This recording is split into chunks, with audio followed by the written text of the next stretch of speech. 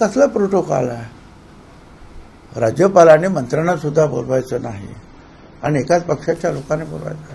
हां, म्हणजे काय, ठीक आहे, सगळ्या गोष्टी माफ आहेत त्यांना.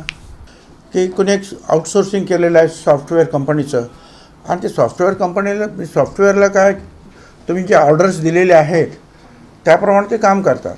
आणि त्यांनी जर तसे ऑर्डर्स काय दिले असतील त्या सॉफ्टवेअर, की ही नावं जी आहेत ही या समाजाची, ही नावं ही या समाजाची, तर ते सगळं चुकीचं होणार आहे. मला नक्की माहिती नाही, पण मी ऐकतो आहे. प्रश्न असा आहे की कुठच्याही परिस्थितीमध्ये प्रत्येक वेळेला हे सिद्ध झालेलं आहे की ओबीसी समाज हा 54% आहे. आणि हा ज्या वेळेला पवारसाहेबांनी मंडल आयोग दिला त्यावेळेपासून, पण त्याच्यानंतर आणखी 2004 सालामध्ये कुणबी मराठा, मराठा कुणबी हे सुद्धा ओबीसीमध्ये आले. त्यावेळेला 250 जाती होत्या, आता 425 जाती आहेत. त्याच्यामुळे कमी होण्याचा जो प्रश्न येतच नाही, वाढतील पण कमी होण्याचा प्रश्न येत नाही.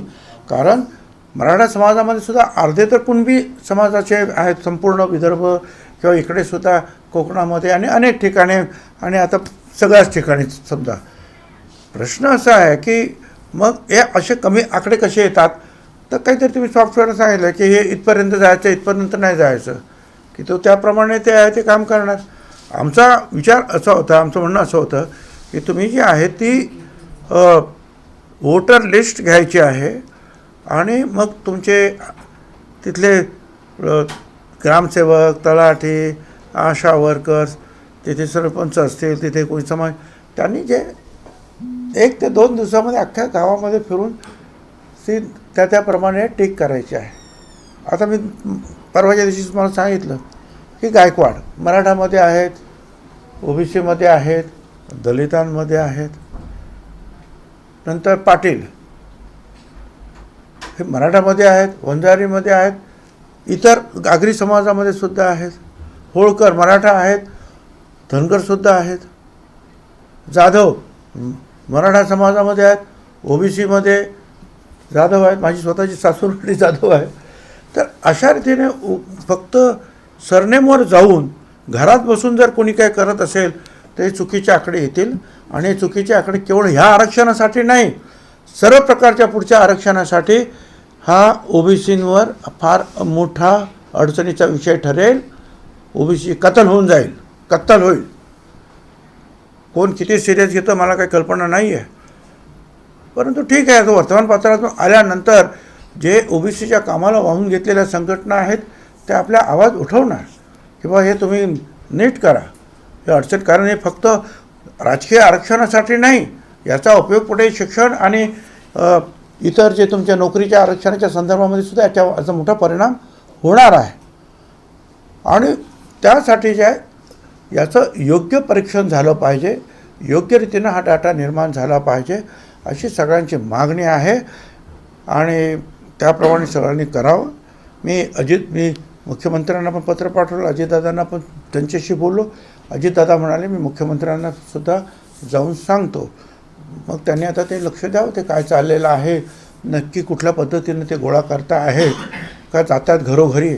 आणि माझं ओबीसीचे सगळे कार्यकर्ते आहेत, वेगवेगळ्या संघटना आहेत, नेते तर खूप आहेत, त्या सगळ्यांना मला सांगणं आहे की तुम्ही तुमचे जे कोणी असतील, फॉलोअर्स असतील, सहकारी असतील, गावामध्ये प्रत्येक गावामध्ये ह्या अशा रीतीने जेव्हा आपण नोंदणी असते, मतदारांची नोंदणी असते, त्यावेळेला अनेक पक्षाचे कार्यकर्ते जे आपापल्या लोकांची जे आहेत मतं नोंदतात निवडणुकीसाठी, तसं या सगळ्या ओबीसीच्या कार्यकर्त्यांनी तिथले जे कोणी हा डाटा गोळा करणारे असतील त्यांच्याबरोबर जाऊन हा योग्य डाटा जो आहे आपल्यासमोर आला पाहिजे, एवढंच सगळ्यांचं म्हणणं आहे. आणि त्यासाठी जे आहे कोणी निश्चितपणे आवाज उठवत असेल तर ते चूक आहे असं मला वाटत नाही.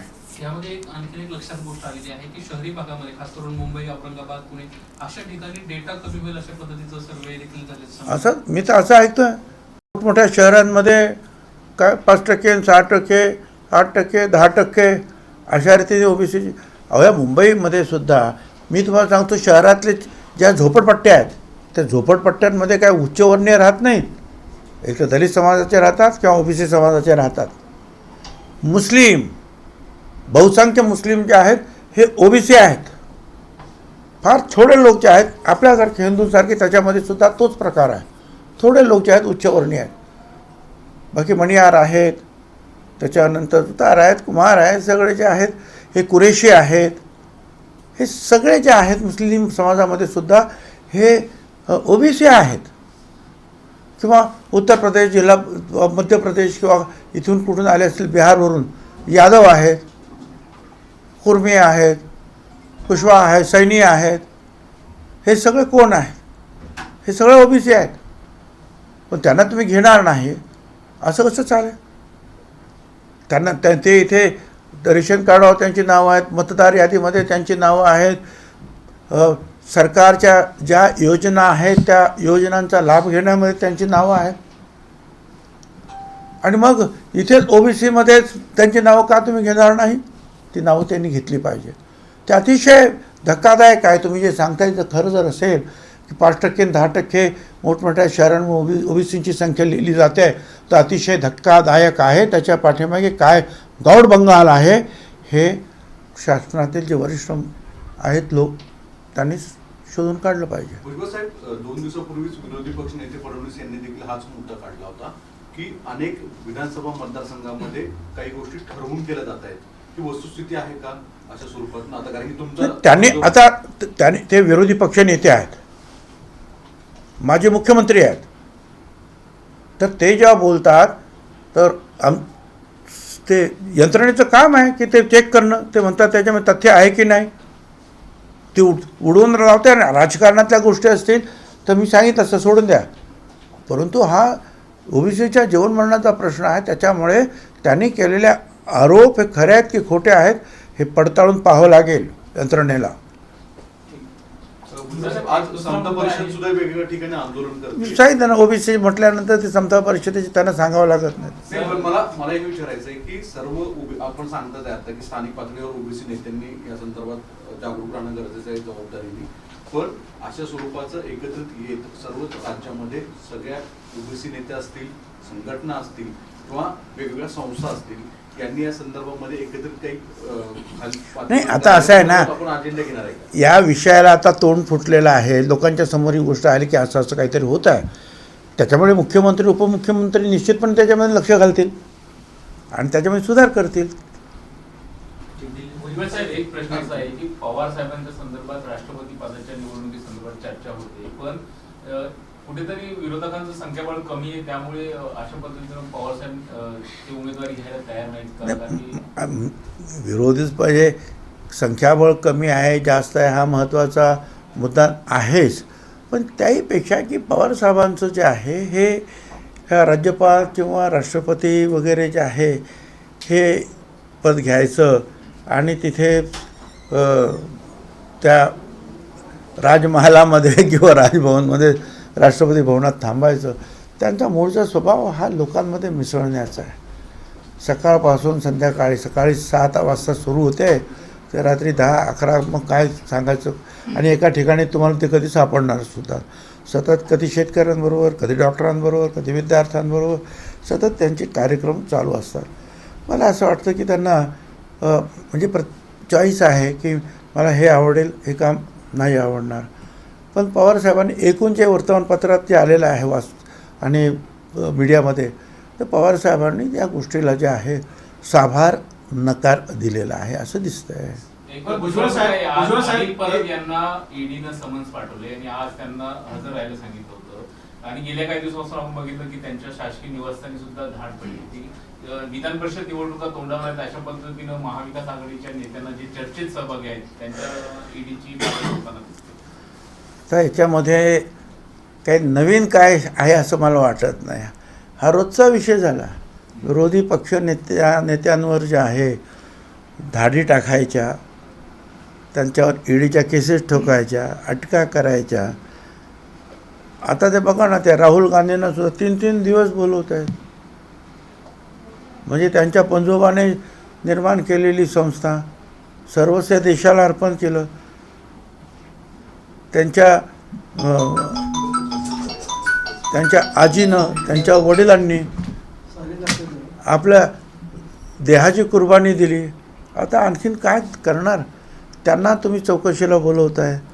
बरं, ही संस्था काय तुम्ही लोकांनी स्थापन केली का? ही काँग्रेसवाल्यांच्याच संस्था आहेत त्या. तर मला कळत नाही. दुःखदायक गोष्ट आहे की ज्यांच्या पूर्ण खानदानीने ही देशासाठी ज्यांनी जीवन अर्पण केलेलं आहे, पंडित नेहरूंसारखे जे आहेत नेते 11-11, 12-12 वर्ष जेलमध्ये राहतात. हां, करोडो रुपयाची संपत्ती असताना आणि या देशातले त्यावेळचे श्रीमंतांपैकी श्रीमंत एक त्यांचे वडील. आता हे सगळं त्यांनी अर्पण केले, बंगले अर्पण केले, सगळे अर्पण केले. स्वतःचे देहसुद्धा जे आहे इंदिराजी आणि राजीवजीने अर्पण केले. त्यांच्या चौकशा तुम्ही करताय 3-3 दिवस.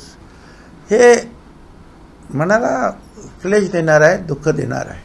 अपोजिशन की भी आज मीटिंग होने वाली है ममता बनर्जी की शरद पवार के साथ में प्रेसिडेंट इलेक्शन को लेकर. अरे थांबा रे. आदित्य ठाकरे आज अयोध्येचा दौरा करतायत आणि हा? आदित्य ठाकरे आज अयोध्येचा दौरा करतायत आणि ज्या पद्धतीनं सांगितलं जात होतं महाविकास आघाडीमध्ये काँग्रेस बरोबर शिवसेना एकत्र आली त्यामुळे हिंदुत्व विसरले आणि आता हिंदुत्वाच्या मुद्द्यावर पहा, आम्ही एकत्र आलो त्यावेळेला प्रत्येकाने आपापली आयडियॉलॉजी सोडा असं काही आम्ही म्हटलं नाही. कोणी कुठल्या देवाची पूजा करावी, कुठल्या धर्मस्थानाला जा, कोण बद्रीनाथला जातील, कोण केदारनाथला जातील, कोण त्या अयोध्याला जातील. हा त्यांच्या पक्षाचा प्रश्न आहे. आणि तो दुसऱ्यांवर जे आहे लोकशाहीमध्ये आपण अतिक्रम करायचं नाही. दुसऱ्याचे समाजाला ते बाबासाहेब आंबेडकरांचं संविधान आहे की सगळ्यांना सारखा अधिकार आहे या देशामध्ये बोलण्याचा, काम करण्याचा, शिक्षणाचा, उद्योगधंदा करण्याचा आणि त्याप्रमाणे सगळे वागतात. तर याच्यामध्ये काय आमचं असं ठरलं की तुम्ही ह्या देवाला जाऊ नका त्या देवाला जाऊ नका, असं काही आमच्यात काय ठरलेलं नाही. सर, ओबीसी आरक्षण को लेकर के अब एक नई समस्या नाही, आणखीन काय दुसरं मराठीचं संपवा ना. मराठी काल अजितदादांना बोलू दिलं नाही देहूमध्ये, काल अजितदादांना बोलू दिलं नाही. त्यानंतर एकंदरीतच एक मोठी नाराजी राष्ट्रवादी. नाही, एक आहेच. असं आहे की अशा ह्या कार्यक्रमाला मुख्यमंत्री असतील तर मुख्यमंत्री बोलतील, पण मुख्यमंत्री नाहीत तर राज्याच्या वतीनं उपमुख्यमंत्री बोलतील. आणि म्हणून तुम्ही विरोधी पक्ष नेत्यांना बोलण्याची संधी देता आणि राज्याचे त्या ठिकाणचे असलेले प्रमुख मुख्यमंत्र्यांच्या अनुपस्थितीमध्ये अजितदादा त्यांना तुम्ही बोलण्यासाठी त्यांचं नाव तुमच्या त्या आदेशामध्ये नाही, हे चुकीचंच आहे. जे सुप्रियाताई सुळेंनी सांगितलं की अख्ख्या राज्याचा अपमान आहे, प्रोटोकॉल तर सोडा, राज्याचाच अपमान आहे, हे काही बरोबर आहे का? आता हा प्रधानमंत्र्यांचा मोठेपणा की त्यांनी विचारलं आप नाही बोलेंगे क्या. आता अजितदादांनी सांगितलं नाही आप चलिए आप, कारण अजितदादांना माहिती होतं की माझं नावच नाही त्याच्यामध्ये, तर मी कशाला आता बोलणार. पण हे जाऊ द्या, कालचा कार्यक्रम होता राजभवनचा, त्याच्यामध्ये 2-4च मंत्र्यांना बोलवलं होतं, बाकी आम्हाला कुणी मंत्र्यांना सुद्धा बोलवलं नव्हतं. राज्याचा कार्यक्रम, राज्याच्या राज्यपालांचा तिथला कार्यक्रम, राज्य सरकारतर्फे निर्माण झालेल्या ज्या काही वास्तू असतील तिथं बाकीचे अनेक लोक होते इतर पक्षाचे, पण मंत्र्यांना आमंत्रण होतं. मी स्वतः त्यांना विचारलं त्यांच्या ADCला, नाही मैं पूछकर बताता हूँ, परत फोनच आला नाही. म्हणून मला भेटले दिलीप वळसे पाटील, अरे तुम्हाला बोलवलं नाही म्हणे, कोणाला बोलवलंच नाही, फक्त 2-4 लोक जे आहेत त्यांना बोलवलं आणि बाकीचे जे आहेत कितीतरी 500-1000 भरलेले होते. आता ही काय पद्धत आहे मला काही कळत नाही. कसला प्रोटोकॉल आहे? राज्यपालाने मंत्र्यांना सुद्धा बोलवायचं नाही आणि एकाच पक्षाच्या लोकांनी बोलवायचं. म्हणजे काय, ठीक आहे, सगळ्या गोष्टी माफ आहेत त्यांना, असं समजायचं, दुसरं काय. भुजबळ साहेब, अजित पवार जे आहे याआधी कार्यक्रमामध्ये पंतप्रधान यांच्या समोर त्यांनी आपली व्यथा मांडली आणि त्यानंतर मात्र भाजपला या भीतीमुळे यावेळेस भुजबळ अजित पवार यांना बोलू दिलं नाही, असं वाटतं आपल्याला? नाही, मला माहीत नाही, परंतु जे काय झालं आता ते असं झालं का तसं झालं का, अरे हे असले जे हायपोथेटिकल जे आहेत ना ते काय मला बोलता येणार. जे काय झालं त्याच्यावर मी बोलतो आहे. डेटा को लेकर सवाल उठ रहे हैं और ये कमी अगर आंकड़ों में आती है तो उसका बहुत बड़ा इम्पैक्ट पड़ेगा पूरे समाज पे. किस तरह से? देखो, उस दिन जो है मेरे पास जो है एक जो है अखबार का एक जो है पेज आया था औरंगाबाद से, और उसमें दिखाया गया था कि ओबीसी की संख्या बहुत, यानी बहुत ही कम शहर में भी और जिले में भी। ऐसा हो ही नहीं सकता। जब मंडल आयोग का यहाँ इम्प्लीमेंटेशन हुआ, लागू हुआ, तब 250 पौने 300 जातियाँ उसमें थी। 54% लोग ओबीसी में हैं। उसके बाद जातियाँ बढ़ गई। आज 400 सवा 400 जनजातियाँ जो है उसमें है। फिर VJNT है, जो छोटी जनजातियाँ हमको कहते हैं, जो भटका है, यह है, वो है, छोटे छोटे घूमने वाले जो है पार लोग, वो है। फिर मुस्लिम है, तो मुस्लिम लोगों में भी ज़्यादा से ज़्यादा लोग ओबीसी के हैं। बागवान है, मनियार है, कुरैशी है, बहुत सारे हैं। फिर आप झोपड़पट्टियों में जाएंगे, कोई ऊंचे जाति के लोग नहीं रहते हैं, या तो दलित रहेंगे या तो ओबीसी के रहेंगे, तो आप उनको नहीं गिनेंगे। अगर दूसरे प्रांतों से भी आए हैं, वो अगर कुशवा है, सैनी है, माली है, मनियार है, कुर्मी है, आप उनको नहीं गिनेंगे। वो अब हमारे राज्य के जो है नागरिक बन गए हैं। राज्य की सारी सुविधाएं वो लेते हैं, मतदान करते हैं। अगर कोई आरक्षित जगह है तो वहाँ भी इलेक्शन लड़ते हैं, तो वो भी तो ओबीसी में आपको लेना चाहिए। मगर ऐसा कुछ नाम के ऊपर, नाम तो जो ऐसे होते हैं, एक नाम 10 जातियों में रहता है। तो ऐसा थोड़ा है कि एक सॉफ्टवेयर कंपनी को जो बोल दिया, सॉफ्टवेयर कंपनी को कुछ ऑर्डर दे दिया, ये नाम ये जाति का होता है, ये नाम ये जाति का, ये ऐसा हो ही नहीं सकता। ये जो है सॉफ्टवेयर IT जो है, ये आप उसको जो फीड करेंगे उसके मुताबिक चलेगा। वो खुद का जो है दिमाग नहीं वापस यूज़ करेगा, उसका इस्तेमाल नहीं करते ये सॉफ्टवेयर। तो तुमको चाहिए कि तुम जो वोटर लिस्ट है वो जाके वहाँ का जो है आशा वर्कर है, ग्राम पंचायत का सदस्य है, या तलाठी है, या कोई और कुछ जो है, बहुत सारी रेवेन्यू के जो अधिकारी वहाँ रहते हैं, वो जाओ 1 या 2 दिन में जो है गांव में जाके ये कौन है, ये कौन है, ये कौन है, ये कौन है, बस ख़त्म हो जाएगा। मगर वो आप इस सॉफ्टवेयर के माध्यम से जो ऑर्डर दे के कुछ करेंगे तो फिर ओबीसी के ऊपर नुकसान होगा। सवाल ओबीसी के राजकीय आरक्षण का नहीं है। अगर इस ढंग से ओबीसी की संख्या कम बताई जाती है तो भविष्य में शिक्षा में, नौकरियों में, हर जगह पर जो है ओबीसी की संख्या कम हो जाएगी। हमें सिर्फ राजकीय आरक्षण की जो है वो डर नहीं है, डर तो आगे का है। तो हमेशा के लिए हम लोग डूब जाएंगे। इसलिए जो है अखबारों में आया, अलग अलग पार्टियों के नेता ने भी कहा, और हमने भी जो है उप मुख्यमंत्री उनसे बातचीत की है, मुख्यमंत्री को भी पत्र जो है लेटर लिखा है, और उप मुख्यमंत्री मुख्यमंत्रियों के साथ बातचीत करेंगे और उसमें ध्यान देंगे कि जो ऑब्जेक्शन उठाए जा रहे हैं क्या उसमें तथ्य है। जो हम बोल रहे हैं कि इस ढंग से होना चाहिए, इस ढंग से गलत, तो ये सही है नहीं है, वो उनको देखना चाहिए, वो देखेंगे। प्रेसिडेंशियल इलेक्शन को लेकर के आपसे जानना चाहेंगे कि ममता बनर्जी एक मीटिंग बुलाई है, पवार साहब ने पहले ही प्रेसिडेंट पद को नकार दिया है। राष्ट्रवादी कांग्रेस पार्टी बार बार इस बात पर जोर दे रही है कि उन्हें यूपीए का अध्यक्ष बनाया जाए। हमने तो नहीं कहा, पवार साहब ने तो कभी नहीं कहा कि कहा उनको अध्यक्ष किसी संस्था का, किसी यंत्रणा का कर दे, ऐसा कुछ नहीं कहा। ये आप जो है गूगल मत डालो। सर जितेंद्र आव्हाड यांनी, अरे जितेंद्र आव्हाड मतलब कि पार्टी का जो है कहना नहीं है, ना ही पवार साहब का कहना है, उनको ऐसा लगता है, तो हम उसमें जो है कुछ नहीं बोल रहे हैं। वो जो यूपीओ के जो सदस्य हैं वो तय करेंगे। और जहाँ तक प्रेसिडेंशियल इलेक्शन की बात है, तो प्रेसिडेंशियल इलेक्शन पवार साहब खुद जो है उन्होंने कह दिया कि मुझे नहीं होना है, खत्म बात है। लेकिन 19 ज़्यादा पोजीशन से एक साथ आ रहे हैं, अगर इन केस चयन किया जाता है, तो आपको क्या लगता है एक बड़े चेहरे के नाम पे वो टक्कर दे सकते हैं हाँ? बीजेपी को? सारी अपोजिशन से एक साथ अगर पवार साहब अगर का एक करती मन से है एक तो बात- क्या लगता है कि वो देखो टक्कर दे ये सकती जो है ऐसा होगा तो ऐसा होगा, क्या ऐसा होगा तो ऐसा होगा क्या, ये जो है कुछ भविष्य बताने वाला मैं नहीं हूँ, क्या होगा समझे ना। और सारे भविष्य जो है वो गलत निकल रहे आजकल।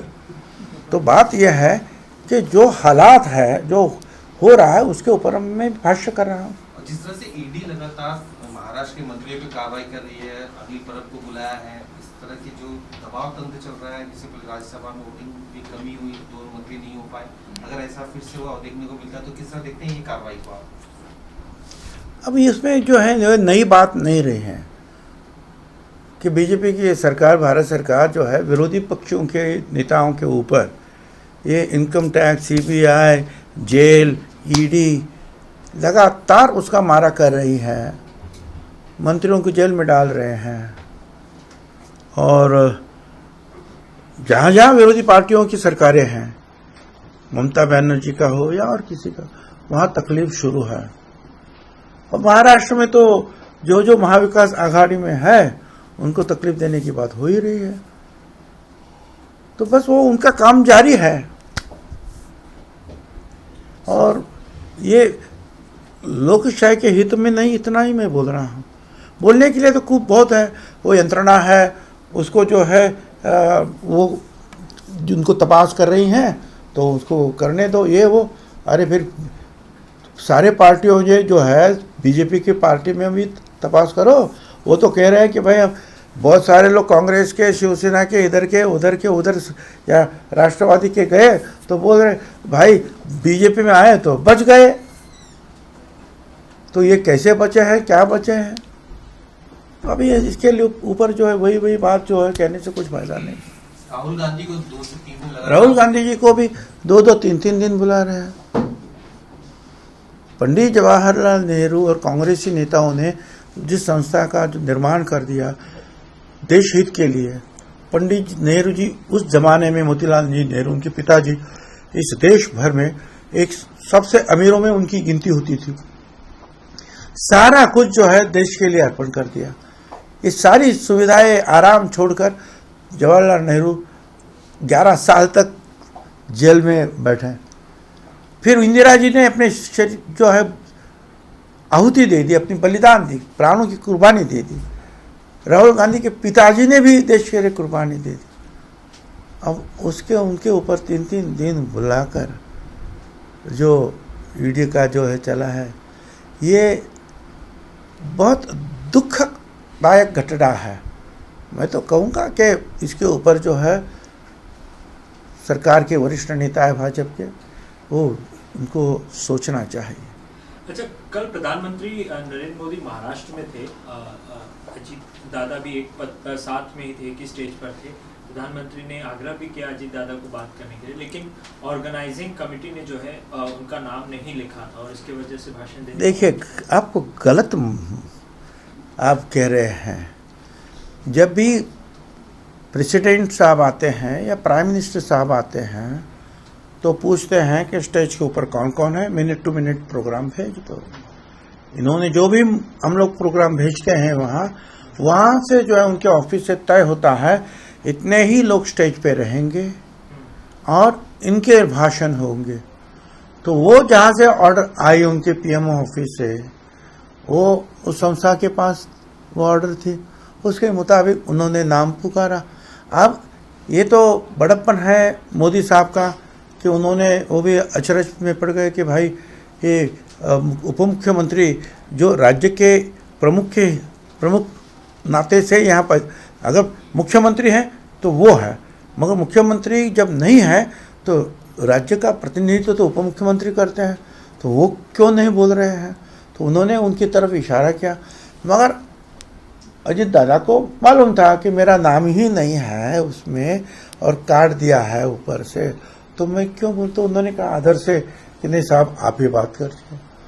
अब ये जो है वो पीएम को सोचना चाहिए था, या जिन्होंने प्रोग्राम किया या उन्होंने उनसे फिर से बात करनी कि भाई इसमें ये नाम जो है जो काट दिया वो गलत है। पता नहीं है, मगर कहीं तो भी जो है गलती हुई है तो आप ये- और वो ठीक नहीं है। नहीं, आप ये कह रहे हैं कि प्रधानमंत्री कार्यालय ने प्रधानमंत्री को सूचना ही नहीं दी, जो मुख्यमंत्री। देखिए, प्रधानमंत्री और हमको भी हमारा कार्यालय जो है हर बात नहीं बताता है। हर कई सारे डिपार्टमेंट होते हैं, वो अपना अपना अपना अपना काम करते हैं भाई। हर चीज़ प्रधानमंत्री को थोड़ी बताई जाती है। सारे मिनिस्टर को नहीं बताई जाती है, तो वो तो पीए लोग हैं, उनका ऑफिस है, वो काम करता रहता है। अगर नहीं होता तो फिर प्रधानमंत्री ने उनकी तरफ इशारा नहीं किया होता ना, तो वो भी अचरज में पड़ गए कि भाई ये क्यों नहीं बात कर रहे। तो कई तो भी गलती वहाँ ऊपर ऑफिस कार्यालय में हुई है। आज शिवसेना जो है, आदित्य ठाकरे जो है वो अयोध्या में है, उसको लेकर के बीजेपी भी निशाना साध रही है शिवसेना में। आप क्या कहेंगे उन सारी चीजों वो निशाना बिशाना में वो राम जी के दर्शन के लिए गए हैं, तो कोई भी जा सकता है। कोई केदारनाथ जावे, कोई बद्रीनाथ जावे, कोई तुलजापुर जावे, कोई पंढरपुर जावे, तो कोई अयोध्या के राम जी के पास जावे। वो उनका अपने अपने पार्टी का फैसला है, अपना अपना जो है व्यक्तिगत फैसला है, उसमें उंगली रखने की कोई आवश्यकता नहीं है। की मोहम्मद पैगंबर विषयावरून आंतरराष्ट्रीय स्तरावरून मोठ्या प्रमाणात टीका होते. आता भारतीयांना ज्या आंतरराष्ट्रीय बाकी देशांमध्ये राहतात तिथं राहणाऱ्या भारतीयांना देखील आता अडचण निर्माण व्हायला लागलेली आहे. आणि दुसरीकडे नुपूर शर्मा यांना अटक करण्यासाठी महाराष्ट्र सरकारचे पोलीस अनेक दिवस झाले दिल्लीत आहे, परंतु त्यांना कसल्याही प्रकारची मदत त्या ठिकाणी होताना पाहायला मिळत नाही. असं आहे की आता हे तर तुम्ही बघितलेलं आहे, हे नुपूर शर्मा आपल्या संविधानामध्ये सुद्धा आणि आपल्या ह्या देशामध्ये सुद्धा कुठल्याही धर्माचा अपमान करू नये, कुठल्याही धर्माच्या धर्मगुरूंच्याबद्दल गलिच्छ काही बोलू नये, हा एक साधा विवेक आणि साधा नियम आहे, कायदा आहे. आणि त्याच्यामध्ये नुपूर शर्मा आणि ते जे काही ते बोललेले आहेत त्याच्यामुळे समाज दुखावला गेलेला आहे, म्हणजे देशातला सुद्धा आणि परदेशामध्ये जिथे जिथे हा समाज आहे, गल्फ कंट्री असतील इतर ठिकाणी सुद्धा, त्या सगळ्यांनी याचा निषेध केलेला आहे. आणि मला असं वाटतं की भाजपचे जे काही वरिष्ठ नेता आहेत यांनी याच्या बाबतीमध्ये विचार करायला पाहिजे आहे आणि असं होणार नाही याची काळजी घ्यायला पाहिजे. कारण देशाचं नाव इतर देशांमध्ये खराब होत आहे. त्यांनी आपल्याला विचारावं, लहान लहान देशांनी, याच्यामध्ये आपल्या देशाची प्रतिष्ठा राहत नाही. एबीपी माझा, उघडा डोळे बघा नीट.